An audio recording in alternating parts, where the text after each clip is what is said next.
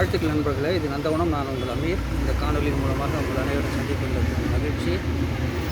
நம்ம நந்தவனத்தில் தொடர்ந்து கொல்லை கொடுத்துருந்த ஒரு நண்பராக எதிரியா நீங்களே தீர்மானிச்சிங்க. அவரை நாம் ஒரு விலை உயர்ந்த ஒரு பொறியில் பிடிச்சி வச்சுருக்கோம். கொல்றதுக்கு மனம் இல்லாமல் உயிரோடு அதை நம்ம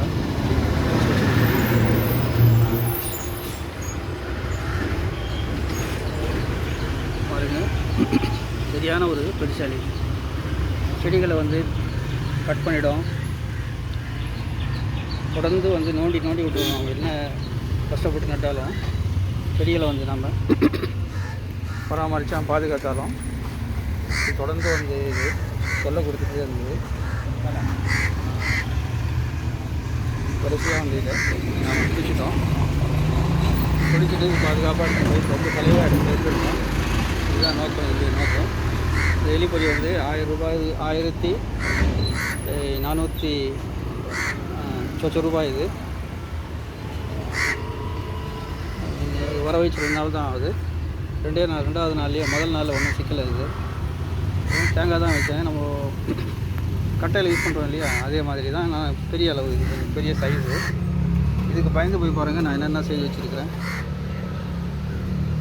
ஒரு செடி நட்டுன்னு சொன்னால் மறுநடவு செய்யும்போது நம்ம செங்கல் போட்டு அது கடிக்காமல் இருக்கிறதுக்காக அந்த மென்பொருள் குளிர்பான பாட்டில் இல்லை, அந்த பாட்டிலில் பாருங்கள், அதையும் காட்டுறேன். எல்லாம் விலை வந்த செடிங்க. இது மாதிரி பாட்டில்களை போட்டு இப்படியெல்லாம் பாதுகாக்க வேண்டியதாக இப்படி எல்லா தொட்டிலையும் நான் கல் போட்டிருப்பேன். ஏன்னு சொன்னால் நோண்டுவதற்கு எலி இது நோண்டும்போது ஓரளவு இது மேலே விழுந்து அதை டிஸ்டர்ப் பண்ணிகிட்டே இருக்கிறதுனால அது எரிச்சல் அடைஞ்சிரும். இது பாருங்கள், இது ஆப்பிள் மரம். இது சிம்லா ஆப்பிள். இதையும் கூட ஒரு பெரிய தொட்டியில் போட்டு கீழே செங்கல் போட்டுருந்தேன். இது ஓரளவு எனக்கு செடிகளை பாதுகாத்துது. பிறகு செடிகளை துண்டிக்காமல் இருக்கிறதுக்காக இது மாதிரி ஒரு கவசத்தை நான் போட்டேன். இப்படியாக போட்டு பாதுகாத்த செடிகள் நிறைய நம்ம தோட்டத்தில். இது பாருங்கள், அடினியம் வைக்க முடியாது, நோண்டி விட்டுடும். எல்லா அடினியத்துலையும் இது மாதிரி தான் கல் போட்டு நான் ஓரளவு பாதுகாத்துட்டு இருந்தேன்.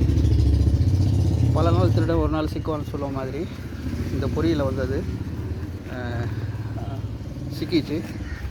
பாருங்கள், எல்லாத்துலேயும் கல் போட்டிருக்கேன். இது நல்ல ஒரு பொறியாக இருக்குது.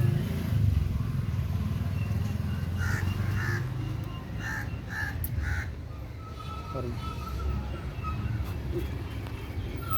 இது மேலும் நான் இதை பயன்படுத்தி உங்களுக்கு இதனுடைய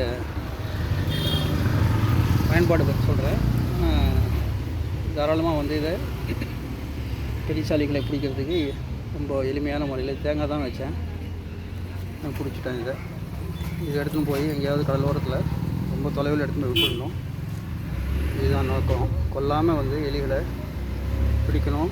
சுற்றுச்சூழல் கெடாமல் நம்ம எலிகளை சக உயிரிகளை பிடிச்சி இது பண்ணணும்னு சொன்னால் நம்ம இது மாதிரி ஒரு கேஜ் வர வச்சு கொஞ்சம் காஸ்ட்லியாக இருந்தாலும் 1100-500 அப்படி அப்ராக்சிமேட்லேயே வந்தாலும் ஓரளவுக்கு நாம் இது பண்ணி வச்சுருக்கோம். இங்கே பூனை இருந்தால் கூட பிரயோஜனம் இல்லை. பாருங்கள், நம்ம பூனையும் இருக்குங்க, ஒரு பிரயோஜனமும் இல்லை.